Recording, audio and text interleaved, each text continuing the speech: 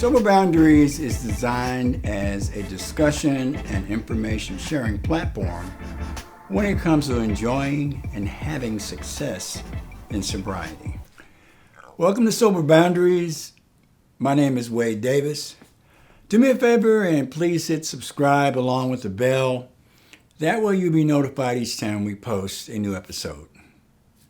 Thank you very much. A couple of decades ago, as I walked out of the hospital with a treatment completion certificate in my hand, a level of social fear was boiling through my body.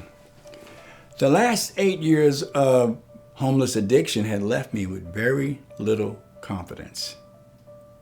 The van ride from the hospital to the halfway house gave me a little hope, as at least for a while I had a place to live. You know, over the last 20 plus years of clean and sober living, I have faced many challenges. Most of these challenges are the same one everyone else faces. These challenges involve finances, relationships, job issues, health problems, etc., etc., etc. I have discovered the best way to face challenges is to take them with my head up, one at a time. That is how I was told to face my sobriety fear over the first few days, weeks, months, and years of clean and sober living. The first challenge was to accept the idea of never using again and changing my entire lifestyle. This meant learning how to get through each day's issues without that crutch of my former drug of choice. I was smartly told by a counselor to remember how bad it got to make me come into treatment. Incredibly, just that simple thought when I would feel stress would give me peace of mind. As time passed, the suggestions given to me by the staff encouraged me daily. During some of the treatment groups, the fear of sobriety was discussed. Many people struggling with substance abuse want to get sober, but they let sobriety fear stop them.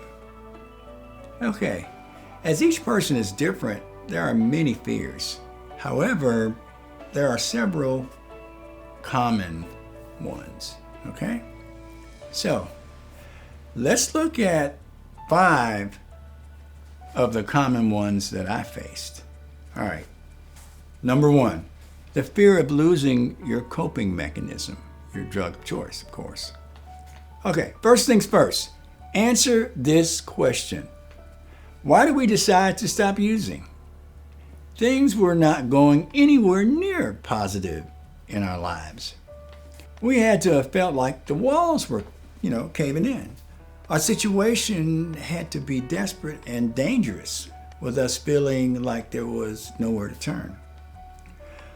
Our lives were probably a constant train wreck. We were totally out of control, even though a lot of us didn't want to admit it. So, how can we have fear at the loss of the substance that is causing all of our problems? Now, substance abuse will never provide life issue coping skills, okay? Never. We entered recovery with the hope of learning new skills and techniques that will allow us to safely deal with the issues of life.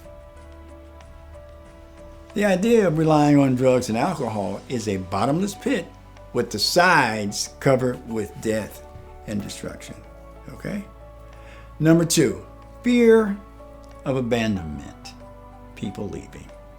This fear of losing some of the people in our lives after we stop using never makes any sense, okay? Think about all the problems caused by us using.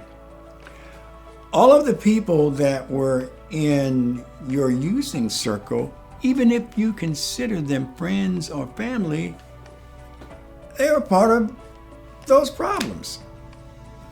So why lose any sleep if they're no longer in your life? What? What are you going to do? You need them to help you die?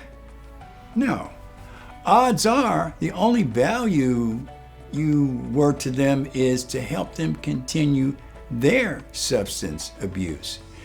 You know, I remember being cussed out by a former using buddy because I would not give him any money. I had a job, no work. Sadly, many of us have so-called friends and families that enable us. Yeah. Remember, misery loves company and successful people travel in small groups. So let those people go, okay? Number 3, the fear of the future. When I was detoxing from drugs and alcohol for the last time, there is no way I would have believed a career in nursing was in my future. Yeah. All I could imagine is that things could possibly be a little bit different if I tried to stay clean and sober. In recovery, it is critical that your old social circle almost totally changes.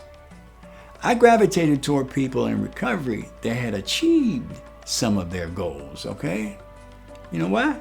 I realized that their advice came from their experience of winning, okay? I also discovered that staying away from negative people, even those in recovery, is highly desirable.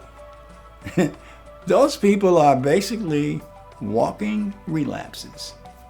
Having a different social circle, setting goals, and avoiding negativity are some of the positive steps that will allow you to see and move toward a bright future. All right. Number 4, the fear of failure.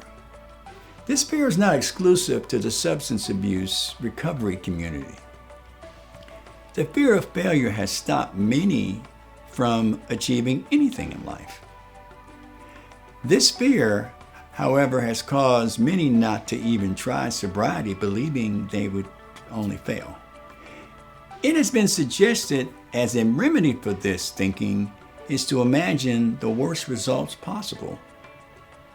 You continue using and don't try sobriety, okay?